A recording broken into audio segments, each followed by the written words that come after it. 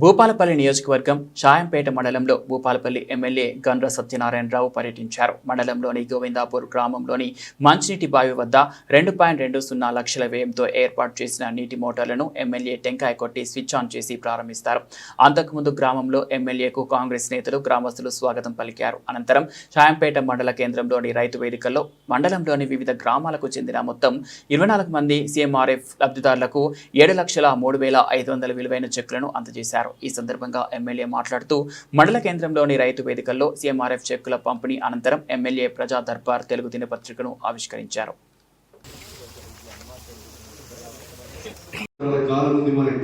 ఈ 4 సంవత్సరాల కాలంలో రేపు ఫిబ్రవరి ఎండింగ్ మార్చిలో మనకు ఫిబ్రవరిలో ఎన్నికలు వస్తున్నాయి.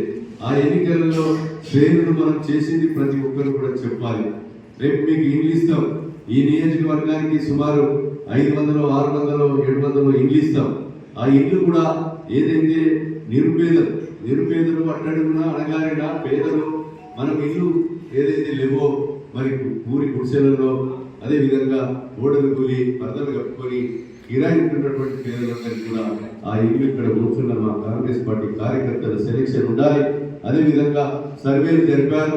సర్వేల ప్రకారంగా నిరుపేదలను కూడా గుర్తించారు. ఇంకా కూడా అత్యంత నిరుపేదలను కూడా మనం కూడా గుర్తించి ఆ ఇళ్లకు సంవత్సరానికి 4,000 ఇళ్లను ఈ 4 సంవత్సరాల కాలంలో 20,000 ఇళ్లు ఈ నియోజకవర్గంలో పేదలకు కట్టించే కార్యక్రమము కంకణము మనం తీసుకోవడం జరిగింది. ప్రభుత్వం తప్పకుండా మరి సంవత్సరానికి 4.5 లక్షలు అంటే మరి ఈ రాబోయే 4 సంవత్సరాల్లో దాదాపు 20 లక్షలు ఇళ్లను మనం కట్టించే కార్యక్రమం కూడా ఈ ప్రభుత్వం తీసుకుందని మీకు ఈ సందర్భంగా నేను తెలియజేస్తున్నాను.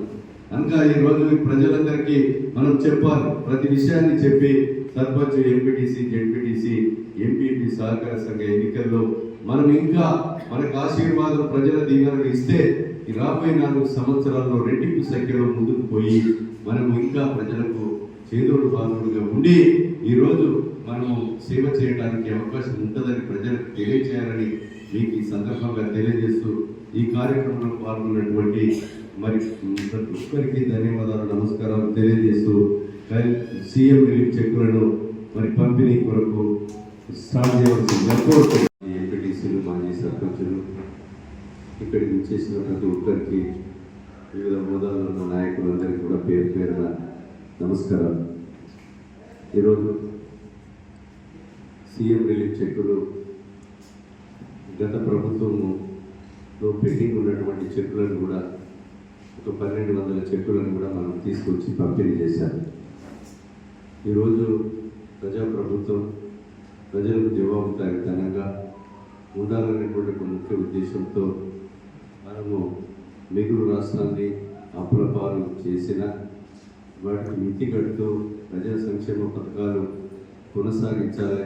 తెలంగాణ ఇచ్చినటువంటి సోనియమ్మ తల్లి రుణం ఏ మాట అయితే 6 గ్యారెంటీ పథకాలు చెప్పారు, ఆ పథకాలన్నీ కూడా మనము 7వ తారీఖు ప్రమాణ స్వీకారం రోజునే ఆడబిడ్డలందరికీ ఉచిత బస్సు ప్రయాణం కల్పిస్తూ ఈరోజు గృహ వసతికి రైతాంగానికి ఫ్రీ కరెంట్ ఇస్తూ 500కు వంట గ్యాస్ సిలిండర్ ఇస్తూ 5 లక్షల ఆరోగ్యశ్రీని 10 లక్షలకు పెంచి ఆ 10 లక్షల్లో ఆరోగ్యశ్రీలో రాని మరి లబ్ధిదారులు ఎవరైతే బాధితులు ఉంటారో వాళ్ళందరికీ కూడా ఇలాంటి సీఎం రిలీఫ్ చెక్కులను అందజేస్తున్నాం.